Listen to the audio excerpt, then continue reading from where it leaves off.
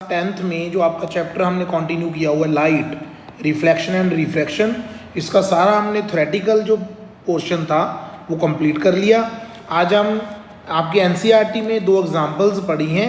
ये examples refraction की हैं, मींस लेंजेस की हैं। तो हम लेंजेस की जो एग्जांपल्स हैं आज हम उनको समझेंगे कि कैसे हमने न्यूमेरिकल सॉल्व करने हैं। और काफ़ी बच्चों को जो न्यूमेरिकल पोर्शन होता है वो डिफ़िकल्ट भी लगता है, लेकिन कोई बात नहीं, हम बहुत इसको आसान मेथड से करेंगे।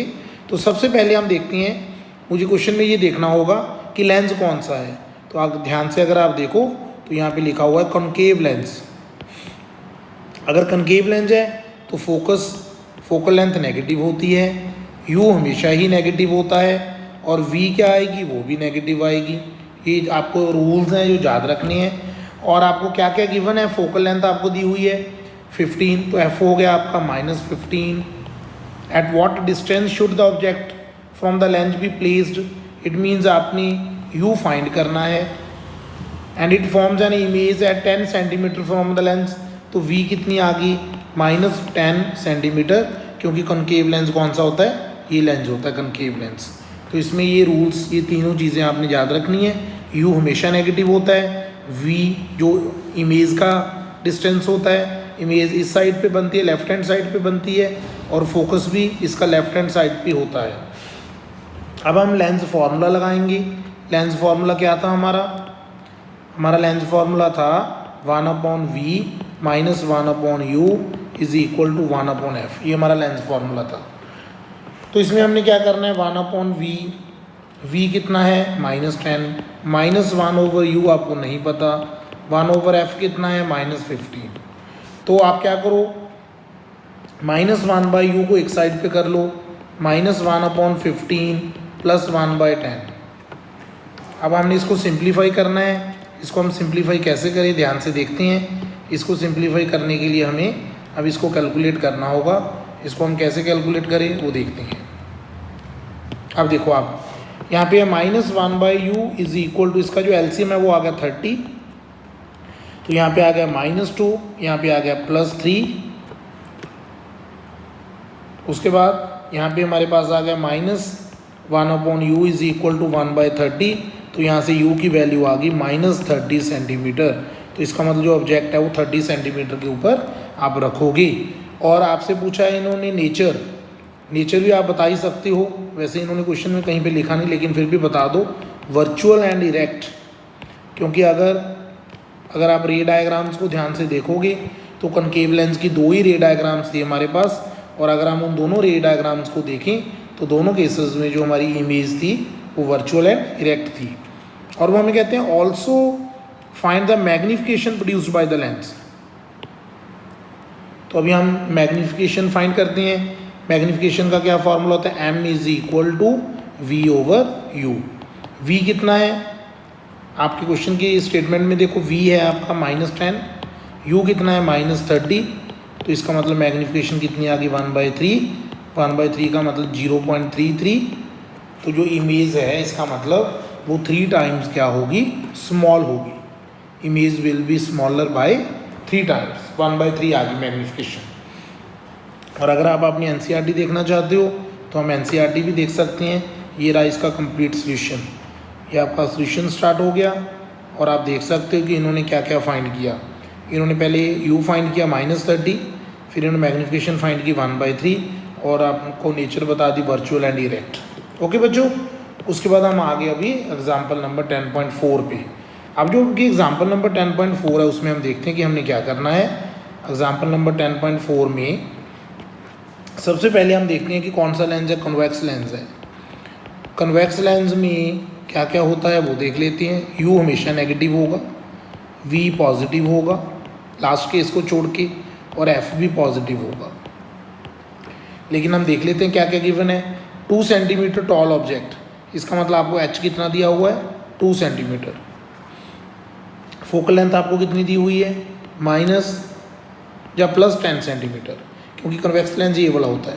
तो इसमें जो फोकस है वो यहाँ पे होता है फोकस, क्योंकि जो लाइट की रेज हैं वो राइट हैंड साइड पे जाके कन्वर्ज करती हैं। आपने इस चीज़ का ध्यान रखना है। The distance of the object from the lens, u कितना है, -15 सेंटीमीटर। तो हमने इमेज का डिस्टेंस फाइंड करना है, size of the image find करना है, पोजीशन, नेचर। तो ये सारा कुछ हम देख लेते हैं। सबसे पहले हम फॉर्मूला लगाएंगे लेंस फार्मूला। अब लेंस फार्मूला क्या होता है, 1/v minus 1/u is equal to 1/f। ठीक है, 1/v कितना है आपने फाइंड करना है, 1/u कितना हो गया, माइनस 1/15, 1/f 1/10। ओके, उसके बाद ये ऊपर वाला मैं रब कर देता हूँ। उसके बाद देखो 1/v is equal to minus minus ये प्लस हो गया, तो 1/10 माइनस 1/15 हो गया, 1/v एलसीएम आ गया इसका 30, तो ये आ गया 3 - 2, तो यहाँ से v आएगा आपका 30 सेंटीमीटर। तो v आपका 30 सेंटीमीटर आ गया।